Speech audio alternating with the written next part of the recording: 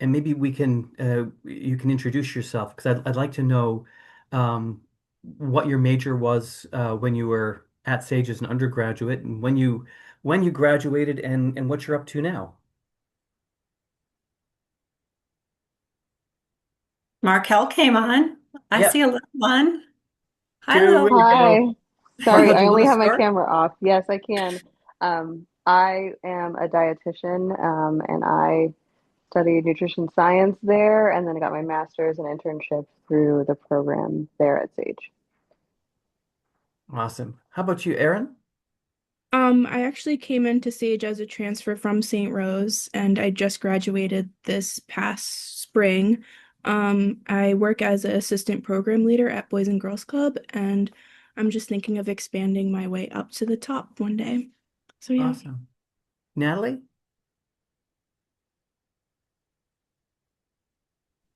There we go.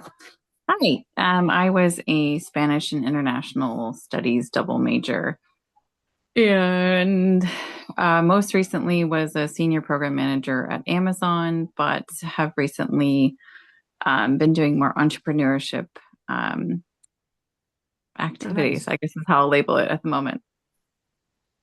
And I don't want to mispronounce names. Is it Andrea or Andrea? It's Andrea, Andrea. and I'm so sorry. It's a little noisy where I am. I am in the nail salon this evening. It was a last minute appointment, but I graduated from Russell Sage many years ago. I received my bachelor's degree, and I am working now as an employee relations specialist in Maryland at UMBC. Oh, wow. And Krista. Apologize for that. It just took a minute for me to find the camera. I'm on my mobile phone. My name is Krista Valentine. I'm also a registered dietitian. Went to Sage for my undergrad, my internship, as well as my graduate degree. Currently working for the New York State Department of Health WIC program as a public health nutritionist, managing our modernization efforts for WIC. Okay. Kate, do you want to do the formal introduction part? Sure. I'm Kate Proctor. I'm the director of the grad admissions. As Katie said, I'm also an alum of the School of Management. I graduated with the Organization Management Master's degree many, many years ago. But you're all alum as well, so I don't have to talk to you about how great the Sage community is, the culture. We're really excited that you decided to take us up on our offer of a potentially trying out a free course to see if it's right for you. We're excited to just share more about it with you and answer your questions. So actually, maybe a good place to start is why don't we start with your questions? Because the most important thing is to give you the information that you would like rather than what I want to talk about. So anyone has a question, please ask.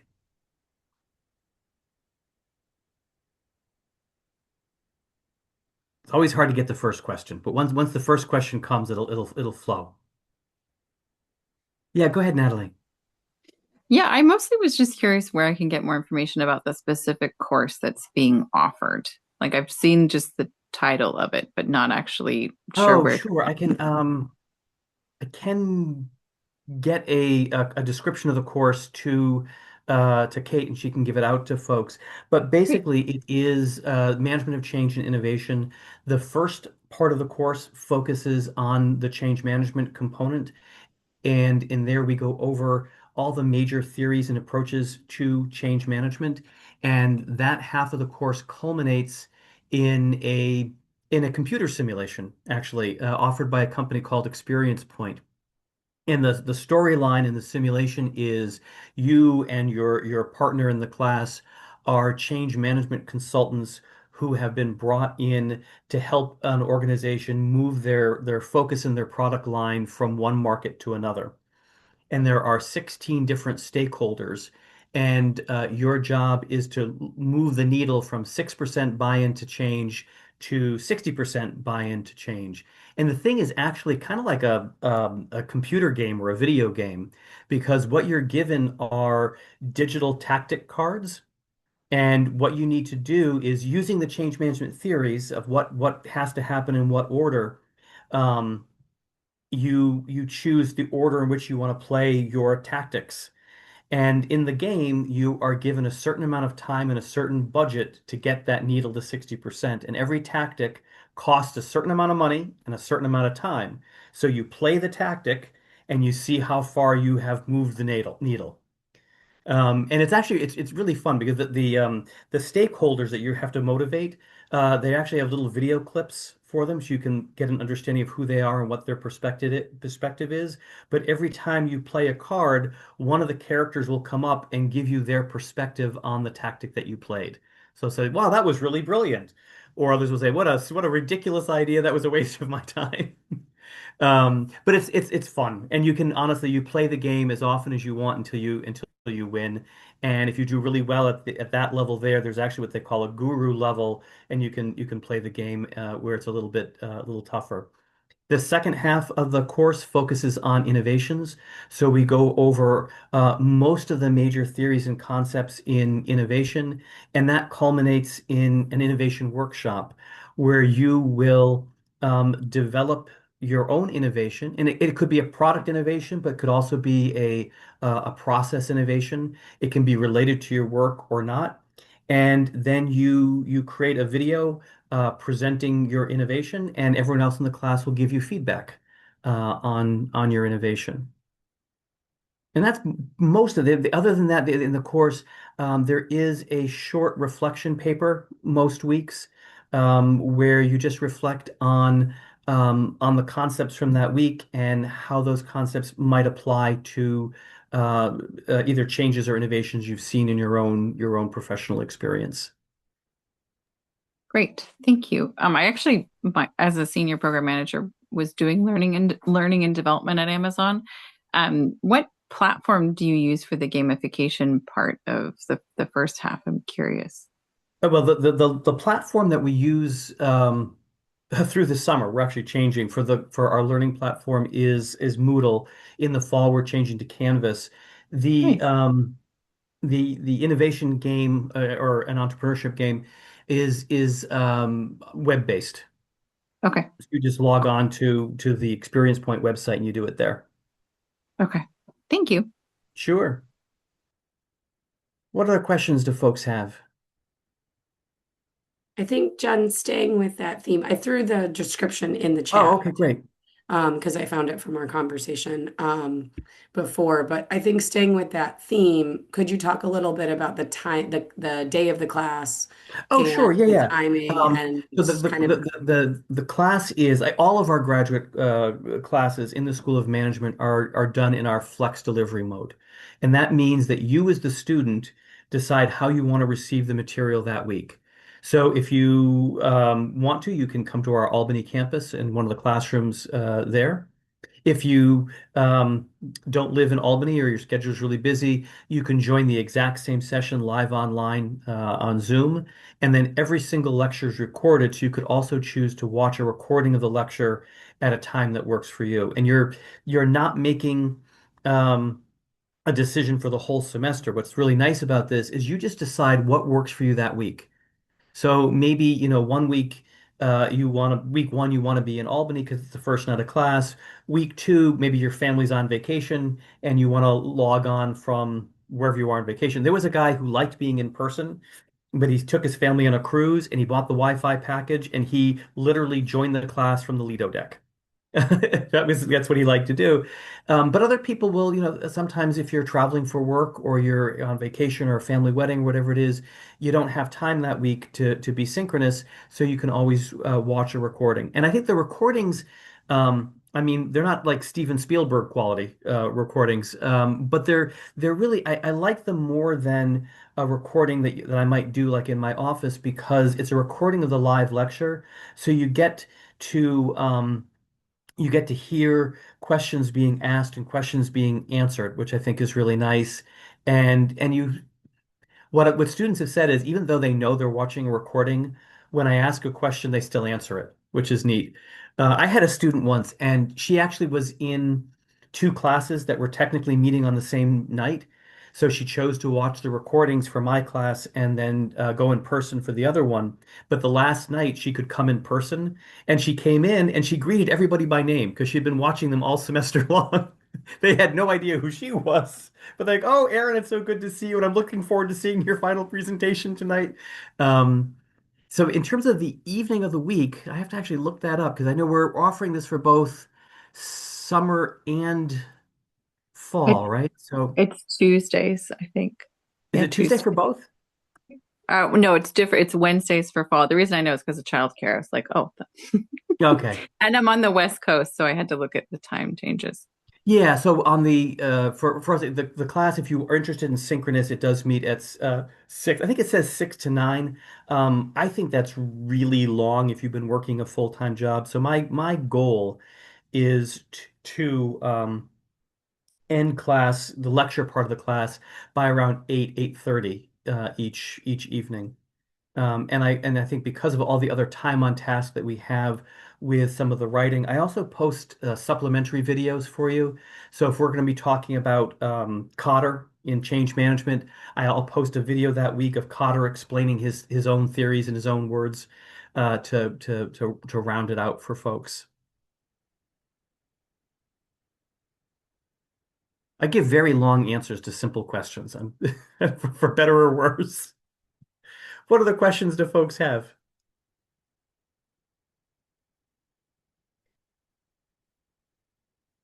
Oh, thank you, Katie.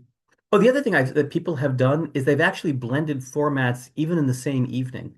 I've had people like begin the class at work, and then they will move the class into their car as they drive home, and then they log on from their home computer and finish the class that way there. I have another question if no one else Sure. has a question. Um, in terms of this very special promotion for alumni, um, it mentioned like $140 for materials. Can you speak to that a little bit of like what are the materials within Oh, that? sure. It's actually the cost for the simulations. Each of the Okay. two simulations is $70, Oh, got it. Cool. or simulation workshop. Yeah. Just to be really clear, everybody has to ask at least one question. Otherwise, we'll hang out here until whenever. My question was answered already, so Oh, you got to come up with another yeah, one. um, I'll come up with one. Just give me a second. John, I've got one. Okay. I'm gonna try to spur some things. What are some of the topics you've seen students really successfully complete in this Oh, for the experience? innovations? For the Oh innovation. gosh. I mean, there was one guy, and actually he is a finance guy, but he has uh, not fit there. I don't know the word for it. It's like a little aquatic animal. So it has like legs and everything, but he has a tank of them, and I guess he was frustrated in changing the tank water, so he made an invention to make it easier to change the water in the tank. Um, Other people do more innovations along. I think one did uh, a parking lot reservation system for their work. I've seen a lot of process improvements at work. I think the weirdest one that I saw was, and I remember the video because she recorded herself driving in her car, and she said the problem she was trying to solve is that even in with hands-free stuff in your phone it still can be a little distracting because you have to touch things or whatever. And she said, my invention makes use of the chip that was implanted in your body when you got your COVID vaccine. I mean, tongue in cheek, right? She wasn't like a weird conspiracy person. And she said, with this chip that we're tapping into, you can use thought control to control your phone. And it was honestly, it was really funny. It was really well done. I've seen automatic laundry folding devices. I've seen some watering systems for plants, all sorts of different stuff. But a lot of it, honestly, a lot of times people will relate it to their own work, and a lot of that involves more process improvement type of stuff. Oh, actually, another one that was really cool. Um, there's a guy who's in the MBA program, actually former NBA player, who is in our program. He's 7'2". He's super super tall. Um, he is the safety engineer for Hannaford's distribution center.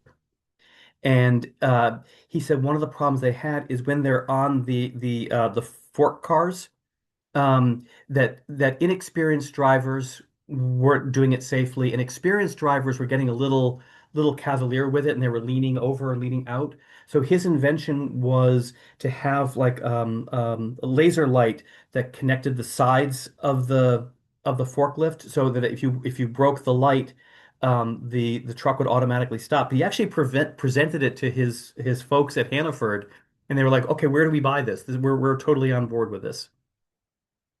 And he had said, well, actually, this was just a class project, but yeah, Natalie.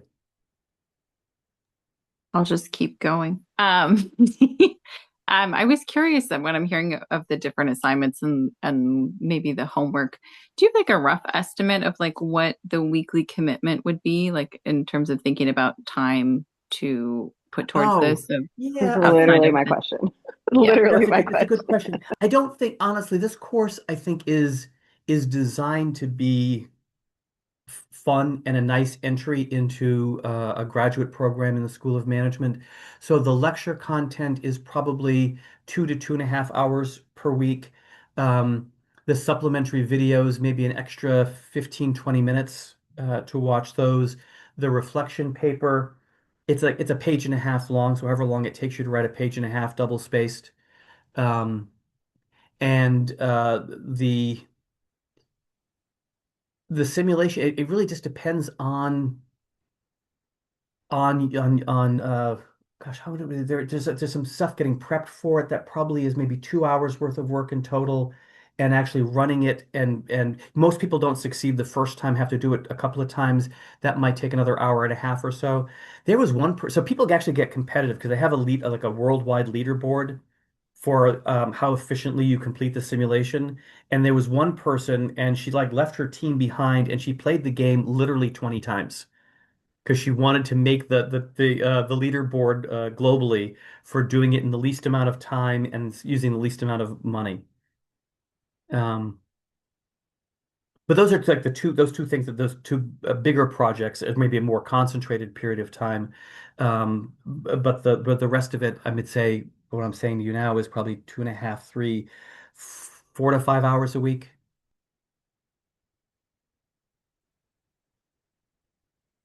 And there was another question that was in the chat. I'm sorry, and I saw it pop up, but now I.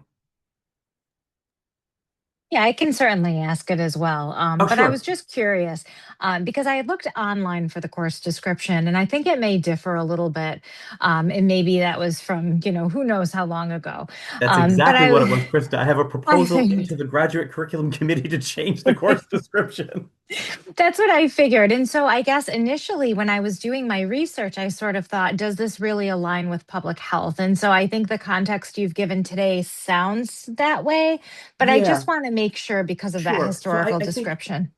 all organizations experience change.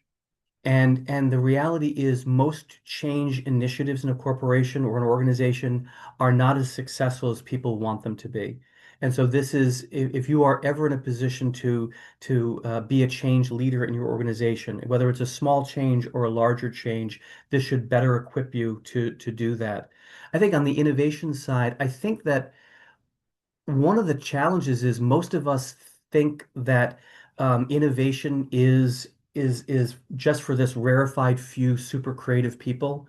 And really the main message is that all of us have the potential to create really meaningful innovations where we work. And doing innovation is more a method of thinking that you can learn. If you're looking at the program overall, we actually have a fair number of people who work in healthcare who are in our programs, and we have two options for people. We have an MBA with a healthcare management concentration, and we also have a Master of Science in Health Services Administration. Most people actually, interestingly, who work in healthcare, they tend to actually do the MBA with the healthcare management concentration, because it's marketing is marketing regardless of the context. right? And the same with like organizational behavior or human resources. So you get the overall, an MBA overall is really, it's a generalist degree at the master's level. You get exposure to all the different areas within business. And then with our 9 required courses, and then with the 3 elective courses in the MBA, then you take the areas that are of particular interest to you. So you might be particularly interested in the healthcare courses, for example. But you might be a healthcare person and say, you know what, I have all the healthcare from my work at the hospital or the clinic or whatever it is. I want to do a deeper dive into human resources or in whatever other area. One of the things that's also for healthcare that's particularly exciting for us right now is you have probably heard we're merging with the Albany College of Pharmacy and Health Sciences. And even though technically, well, legally we are separate organizations right now, we're already collaborating with folks on that campus. So we're actually working on adding to the mix of healthcare management concentration courses that are already being delivered on the pharmacy side of things. We're also going to be adding data analytics courses from the pharmacy side into our MBA program. So there'll be a lot more options to choose from and more concentrations to choose from if you want to use those 3 electives to specialize in something. Very helpful. Thank you. Sure. And John, wouldn't you say too that with the ability to pick the projects, Yep. it's the theory that you're learning can really be Yes, applied to absolutely. any Yeah. So industry? where you're learning the general theory, but I think people, like I've seen research on this, as brilliant as I think my lectures are, um, people tend to only retain about 20% of what they hear in a lecture. But if you have a hands-on experience, you're more likely to retain like 70% of it. So we very much believe in sort of theory in action. Take that theory and apply it to a specific situation. I think it locks in the learning more when you do that. And that's why a lot of people choose to, for like the innovation project, focus on something in their own work world. Even when you're doing those reflection papers, what I think they work best when you say, "This is I did this, or I was a part of a big change in my company, my organization." And this is how this theory relates to what I already experienced. I think you'll remember it a lot better. Aaron, there are no books. It's the lectures and the supplementary videos. I actually, honestly, my own belief is I'm not a big fan of textbooks in general because I think textbooks, um, they present theory as if it were fact, and they present theory as if it were neat and tidy, and everyone's in agreement on it. And that's just not how it is in academia. Theory is really it's messy, it's contradictory, and it evolves over time. And I think it is better academically to present you with the theories and allow you to synthesize them in a way that is meaningful and works for you. It's interesting. In class Monday night, we had a couple of people arguing over a particular theory because one person said it was his favorite one from the semester, and the other one was arguing why it was really impractical and he didn't like it at all. But I think that's the kind of that's a good conversation to have. What other questions do we have here? Any translation to healthy? Yeah, and we actually have as a one of our strategic partners is actually Albany Medical Center, and we actually have a fair number of people from Albany Med in our program, and it runs the gamut from office coordinators to physicians who are running a department. I think the like for the I think the um, people on the administrative side are looking to move their career forward, and having that advanced degree is more and more a requirement in that area. And actually, not just having the piece of paper, that's certainly important, but also I think when you get an advanced degree, it's really a transformative experience. It changes how you view the world and how you view problems and approach solving the problems. For the physicians who are managing departments, they're like, well, I know how to I know the physician, right? I know that part of it, but now I'm managing a department. I'm responsible for profit and loss. I'm responsible for human resources. I need to know how to make that work. My cardiologist actually has an MBA now. because he needs to understand the business side of his practice.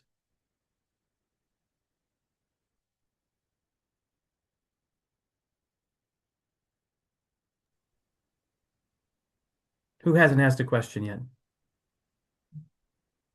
I think they all Wait, did. what have I missed? I think they all did. I think I just want to add that because I heard a lot of questions about, is this applicable? Does this apply? Does this translate? I think this, whether it's MBA or OM, organization management, it applies, right? You can apply it in every aspect, every industry. John mentioned, change happens everywhere. We need innovative ideas everywhere. It's not just about, well, I don't work in the quote unquote business industry, right? My undergrad was psychology. So when I came into the School of Management, I had that same feeling of like, I'm not really sure I don't have a background in business. I'm not sure I'm going to do well. But everything that I did, everything that I learned, I was able to apply to my job, and that made my job that much easier. So at the time, I was working for a private college, not Sage, and there were a lot of things I wanted to work on, a lot of things I wanted to improve and do better. And it was really hard in the course of my 40-hour week to find the time to set aside to work on special projects to make those changes. So I ended up doing all of those projects for my classes. And then I was basically killing two birds with one stone. I was getting my schoolwork done and I was implementing change, in my current department. So it really does apply no matter where you are, which is nice. You can pick those projects and classwork that aligns with, what works for you in your profession. Um, and then the second thing is really just next steps. So I don't want to jump ahead if we're not there yet. But if people don't have any other questions, I'm happy to talk about kind of great, what's next? But I don't want to jump ahead if people have more questions. So please ask, throw your hand up, put it in the chat, whatever works. But I can certainly jump ahead if we're ready for that.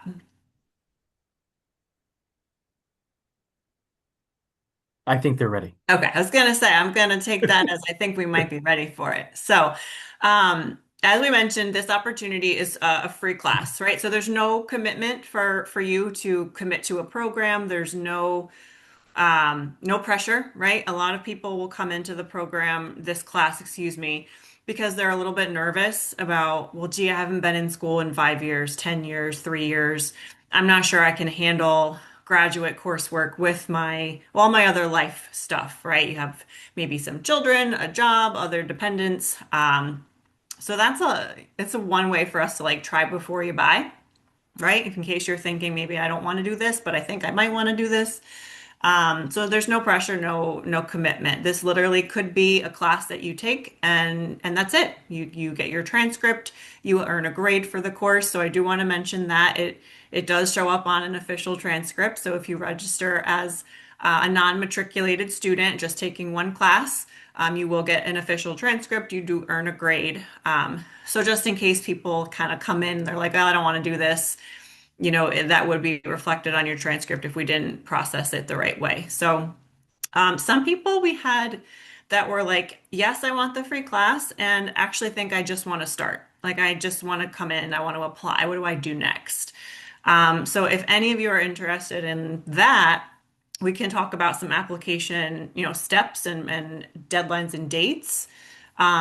We do start our management programs in the summer and the fall. So some of our In the programs are spring. only, yeah, in the spring. Some of them are only spring or fall starts. So management goes year round. So if you're thinking, you know what, I know I want the degree. This just gave me kind of the push to go that route. You could certainly start your application on our website. You could take this class for free if you wanted to as a matriculated student if you're accepted into the program, and you could take another one. So the last time we did this, we had students taking 6 credits, 2 classes. One class was free, and the other class, they paid however they were paying for their course, whether that's out of pocket, financial aid, things of that nature. So our application is pretty straightforward. I think it's relatively easy to follow. You would submit all of your transcripts minus your Sage transcript. If you were here within the last 7 years, we might still have all of your transcripts. So I would say I can check on all of that for you before you go ahead and start re-requesting things. But if you know it's been more than 7 years, it's more than likely we would only have the Russell Sage transcript. You would need your resume, so updated with all your great experience, like you guys talked about when you introduced yourselves. We would require a personal statement, um, 1 to 2 pages. Why Sage? Why now? Why this program? How is this going to help you? And then I don't want to speak for John, but sometimes we'll waive a letter of rec because you're here tonight. This kind of shows your interest in the program. We're having some conversations with you. So possibly just one letter of I recommendation. would say one letter is fine, Yeah. as long as we all agree that this was an interview. We Yeah. can we can waive a letter of recommendation. Yeah. So, and that could be, and that's the same for summer and fall. So nothing would change in terms of materials, items needed. Obviously, our summer semester starts in May, so May 18th. We'd want to get you situated within, the next month or so. The next 3 weeks would be ideal. But I just wanted to share that information in case anybody was like, you know what, I think I just want to apply. I think I want to get going. And if you And don't, sometimes that's okay too. your employers, many employers, especially larger employers, they do have a tuition reimbursement policy. So you can check to see if your employer has something like that, because that makes it. I know, like our partnership with Goldman Sachs, um, those students actually don't pay a nickel for their master's degree. Their program is particularly generous, but it's not uncommon for an employer to pay like $5,000 a year towards education. And then in terms of next steps for this particular course, probably within the next week or so, I will be sending out a Google form that you would complete if you are interested. The form would give us permission to register you for the course as either, I guess, non-matriculated or matriculated student. You would fill that out just because there's a bunch of fun stuff on the back end that we need to process to make sure that we handle the billing and all of that. Um, so I would say in the next week or so, I will be getting that form out so that we can kind of start collecting and see who's interested in moving forward for the summer and or perhaps fall semesters.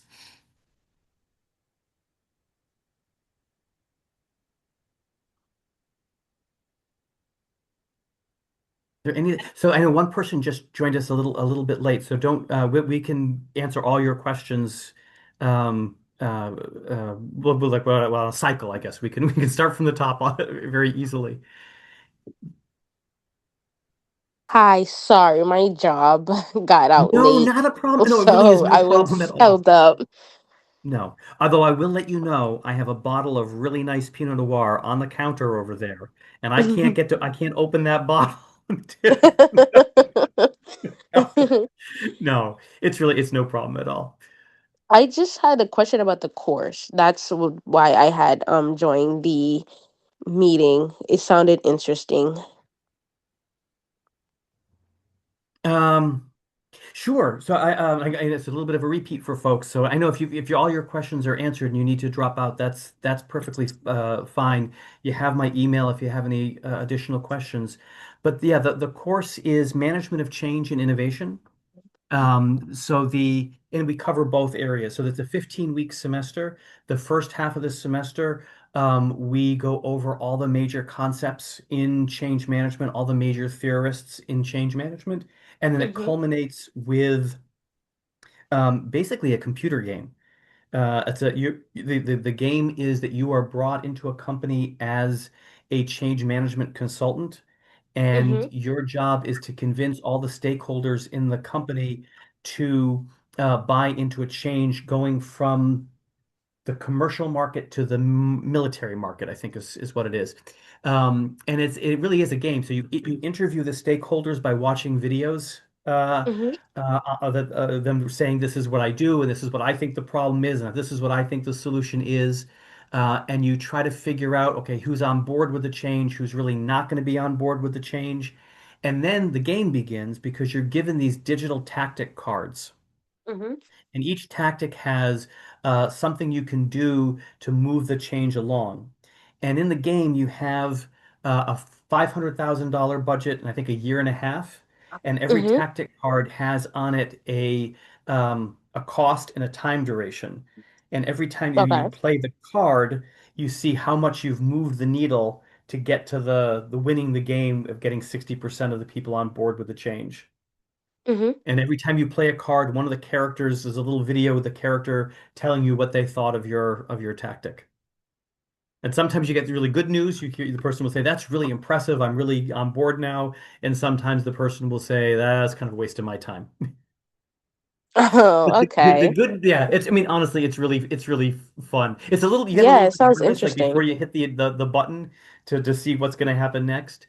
But it's also you just keep playing the game till you win. So it's not something where you have to like be worried about the grade or anything like that, right? You just play till you win.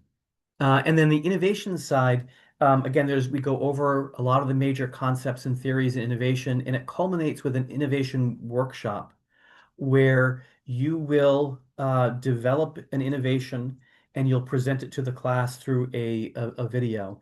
And the innovation, it could be a product innovation, it could be more of a process innovation, it can be related to your work life or just something that happens to interest you.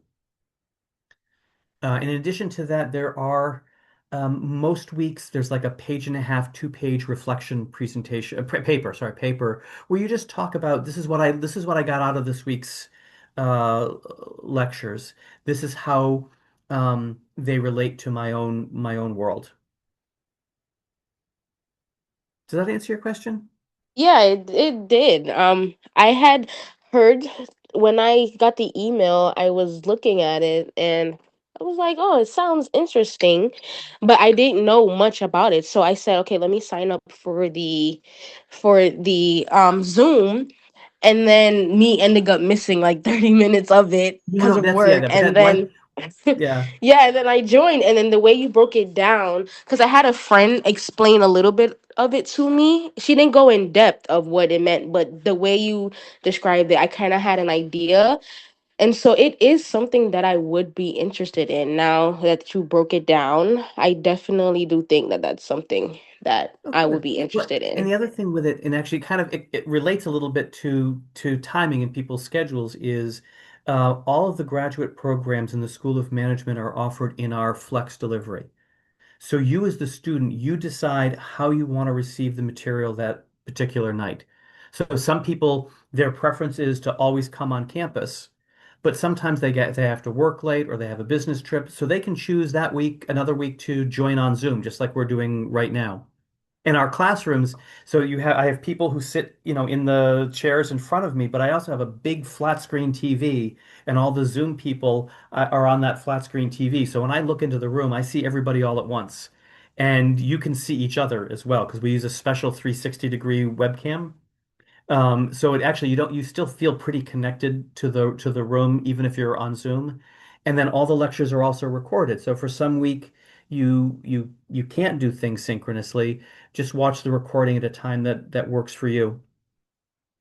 Although one of my students told me that he listens to me at 1.5 times speed. It's actually Bobby Lang, who actually works for the college. He just speeds me up a little bit just to no. That's hilarious. No, it's all good. Actually, the funny thing is, speaking of Bobby, is that Bobby and I work in the same building. The Hmm. classroom is maybe 250 feet away from his office, and he always watches the recordings because he said, "You know Oh, what? wow. I've had a really long day at work. I'm tired, and I'll watch it when I'm a little bit more rested." And you're Yeah, I not think deciding for the whole semester. You're just saying this is what works for me tonight. yeah, I think that's really good. From what I've heard about grad, Oh, I and I think you cut out a think, little bit. I'm sorry, can you hear me? Now I can, yeah. Okay, yeah, sorry.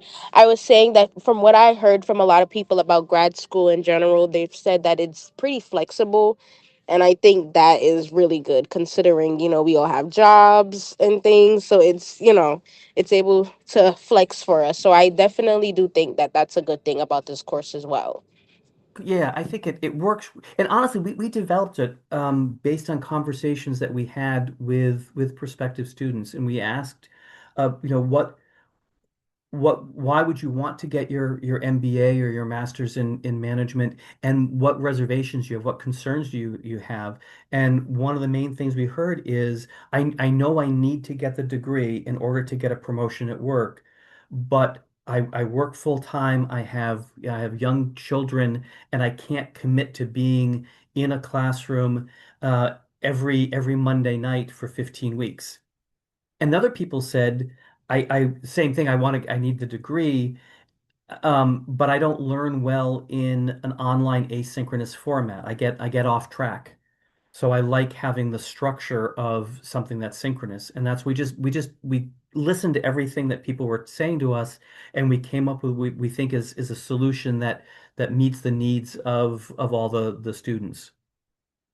Yeah, that's really good. That is also because I'm a student that with work it's like unpredictable because I work in a Yeah, hospital. So it's sometimes I'm there later, like I could have to wait for my relief, and sometimes they either don't come or they come late. And so it's yeah, like, okay, maybe sometimes I'm able to join online, but I definitely do think for me personally, learning in person, it works better for me. I learned that during COVID. I was extremely overwhelmed with the workload from the online class.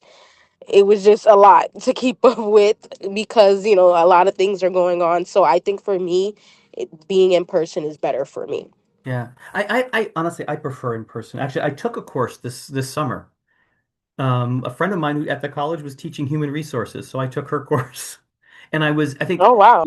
yeah, well, it's funny because I actually have a lot of Sage professors in my classes also. We take I guess we like to learn.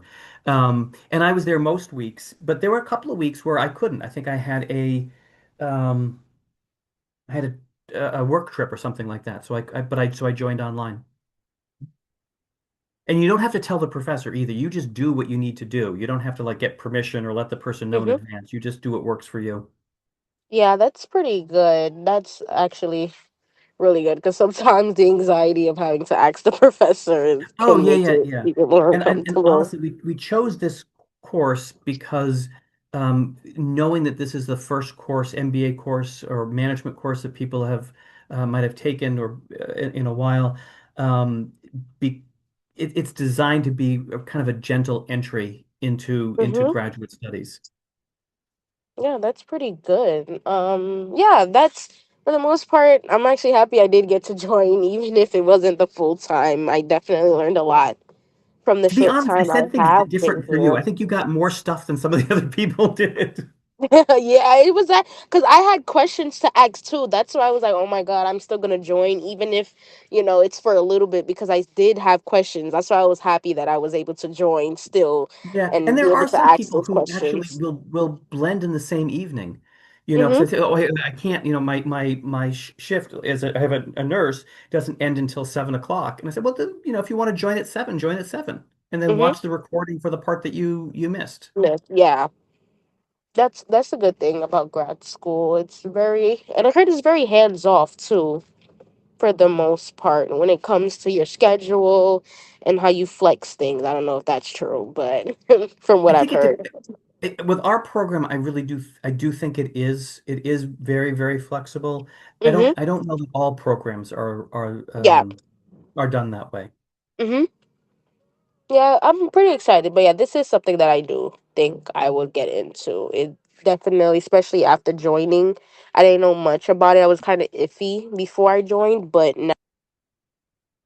Good. And I think, because I don't think you can see messages in the chat that happen before you join. So I'm gonna put my email in there Hmm. just in case Okay. you have any questions. Because what happens with me is I think all my questions are answered, and then the meeting ends, and then 10 minutes later I have a question. So there's my email if you want to Yeah. reach out to me at all. Okay, thank you. I'm definitely gonna take this down. Yeah. And any other questions I have, thank you so much for this information session. I really appreciate it. Sure. So if you're both all set, you can class is over, I guess. If you're Okay, both have all a great set. Yes, yes. evening. Thank Thank you. you. You too. Great.